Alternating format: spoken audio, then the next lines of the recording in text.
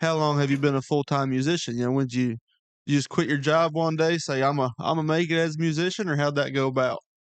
Yeah, that's actually exactly what I did. I was working for the federal government, working from home, and I'd went through this awful divorce where during that divorce,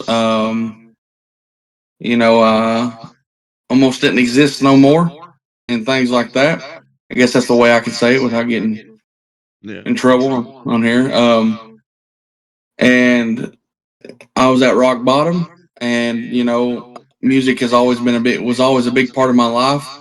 But when I got married, I kind of put it on the back burner, never touched the guitar really that much. So for about 6, 7 years there, I didn't really play guitar, didn't really sing, didn't really do nothing other than daily life stuff. And at that time, I had a family to provide for, I had a wife to provide for.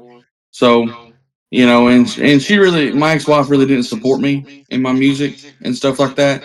So when it did come down to me picking up a guitar and trying to play, she usually wasn't up for me doing that around her. So I had to go like to the bedroom or something off to myself, and so I just eventually it wore on me, and I just put the guitar down and didn't really mess with it, didn't really write, didn't try to do anything. And once that divorce happened and everything, and I was by myself again, I decided that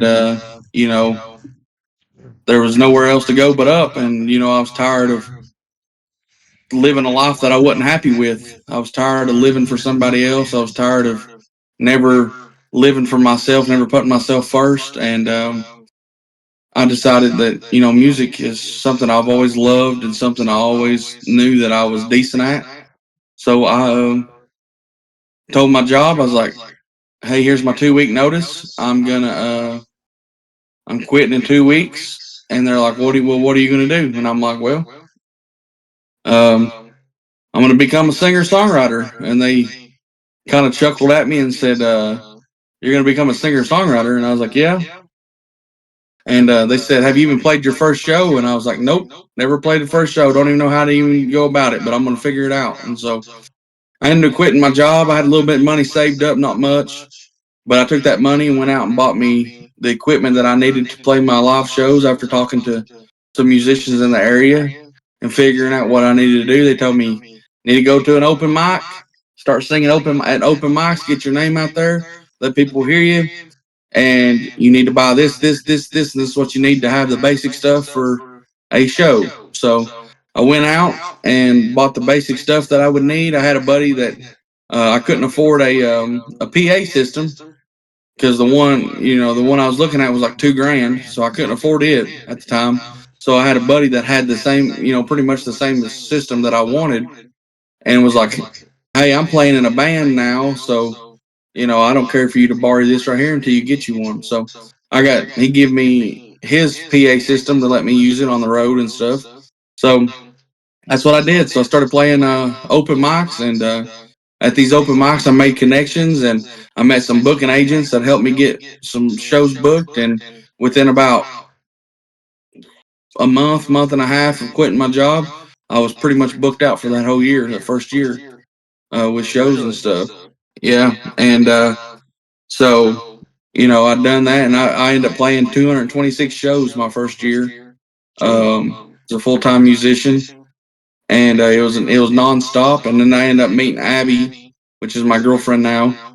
Ended up meeting her, and she's been fully supported my musical journey and been there with me from the pretty much the beginning, um, and has helped me in every which way she possibly can, and has been supportive. And I've never had that kind of support in my life when it comes to a spouse. So she, I'm very thankful for Abby. If it wasn't for Abby, I don't know if I could have done it by myself. So Well, I'm she's glad you found her.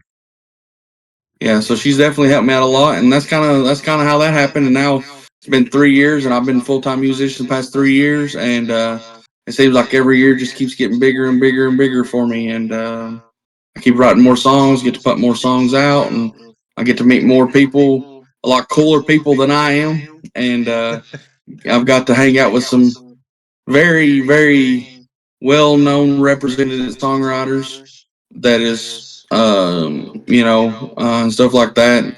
I've been nominated for, last year I was nominated for Country Music Vocalist of the Year at the Josie Music Awards. And if you don't know what the Josie Music Awards is, the Josie Music Awards is the biggest independent music award show in the world. It is the CMAs for, or I would say it's the Oscars for independent artists. Pretty much, it's like the biggest award show that you could go to. And as an independent artist, as an unsigned artist, and I got nominated for Country Music Vocalist of the Year, and it's held at the Grand Ole Opry every year. Really? So, what song got you nominated? Missing Michigan.